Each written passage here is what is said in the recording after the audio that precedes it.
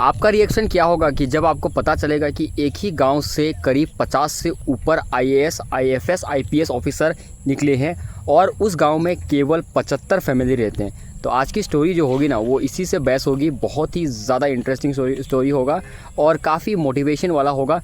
और इससे हमें ये चीज़ मालूम चल जाएगा कि जो फैंसी कोचिंग क्लासेस होते हैं ना वो चीज़ ज़रूरी नहीं होती है। अगर आपकी इच्छा और लगन है तो आप कहीं भी रह के पढ़ाई कर सकते हो। इस गांव का नाम है आपका माधोपट्टी और ये इंडिया के ऐसा गांव है जहां से आज तक 50 से प्लस आईएएस आईपीएस ऑफिसर बन के निकले हैं। ये स्टोरी ऐसा है ना कि इस पे एक पूरी की पूरी वेब सीरीज़ बनाई जा सकती है। बहुत ही बढ़िया वेब सीरीज़ बनेगी। अगर ये वीडियो को एक प्रोड्यूसर देख रहे हैं तो आप लोग इस चीज़ को थोड़ा सा वेल रिसर्च करके इसको एक वेब सीरीज़ का रूप ज़रूर दे सकते हैं। तो कहानी की शुरुआत करते हैं कि इसकी शुरुआत हुई कैसे। स्टोरी का जो सबसे मुख्य जो किरदार है आपका, इंडिपेंडेंस जब मूवमेंट हम लोगों का चल रहा था, फ्रीडम फाइटर ठाकुर भगवती दिन सिंह और उनकी धर्मपत्नी श्याम रति सिंह से होती है। 1917 में उस समय में श्यामवती जी वहाँ लड़कियों को पढ़ा रहे थे। अब उन्होंने उस समय में यानी 100 साल पहले की बात है, जब उन्होंने लड़कियों को पढ़ाना शुरू किया तब क्या हुआ कि वहाँ के जो लड़के हैं उन्होंने भी इच्छा दिखाई कि उन्हें भी पढ़ना चाहिए। तो इनिशियल शुरुआत यहाँ से हुई थी। इस तरह से उस गाँव में पढ़ाई की शुरुआत हुई और पढ़ाई का जो बीच होता है वो इन्हीं का आशीर्वाद था और इन्हीं का संघर्ष था कि पढ़ाई का जो एक एनवायरनमेंट होता है वो आपका स्टूडेंट्स पे जगह, वहाँ के लोगों पे जगह।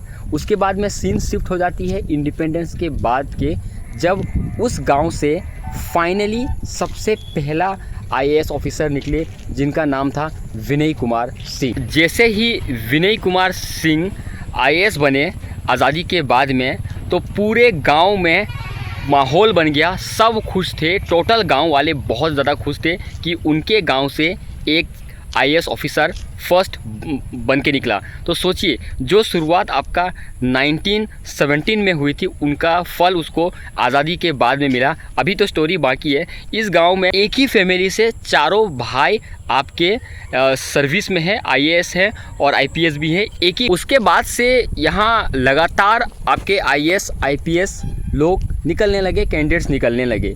हैरानी की बात यह है कि वहाँ की जो लड़कियाँ हैं वो भी ये सब जॉब्स में आ रहे हैं। और ऐसा नहीं है कि सिर्फ वहीं के लड़का लड़कियां, यानी जो शादी करके जो उस गांव में जाते हैं ना तो वो लोग भी आईएएस आईपीएस अधिकारी उन लोग बन जाते हैं। तो अब सवाल आती है कि ऐसा उस गांव में है क्या जो जैसे ही कोई कदम रखता है वहाँ लोग आईएएस आईपीएस बन जाते हैं। हाँ, सबसे अच्छी चीज़ मुझे लगी जब मैंने थोड़ा सा इसको रिसर्च करी तो नॉलेज जो होता है, ज्ञान जो होता है, उस ज्ञान को वो लोग एक दूसरे को पास डाउन करते हैं।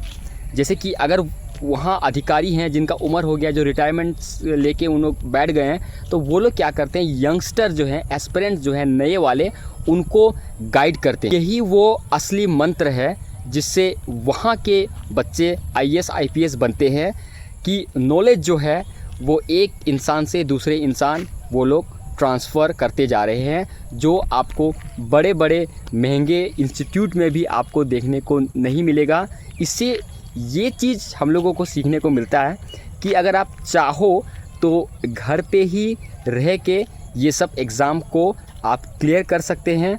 और अगर आपको अच्छा एक गाइडेंस और मेंटर अगर इस सब चीज़ में मिल जाए जो आपको सही रास्ता बताए, क्या पढ़ने से ज़्यादा क्या नहीं पढ़ना है, ये चीज़ अगर आपको कोई शेयर कर दे, बता दे, तो कोई भी इंसान आईएएस आईपीएस एग्ज़ाम को यानी यूपीएससी एग्ज़ाम को क्रैक कर सकता है। ये कोई रॉकेट साइंस नहीं है। ये वीडियो उन सब कैंडिडेट्स के लिए है जो यूपीएससी एग्ज़ाम्स देते हैं और 2-3 अटैम्प्ट्स उनकी बाकी है। आप सभी को मैं यही कहूँगा कि आप लोग अपना 100% लगाइए।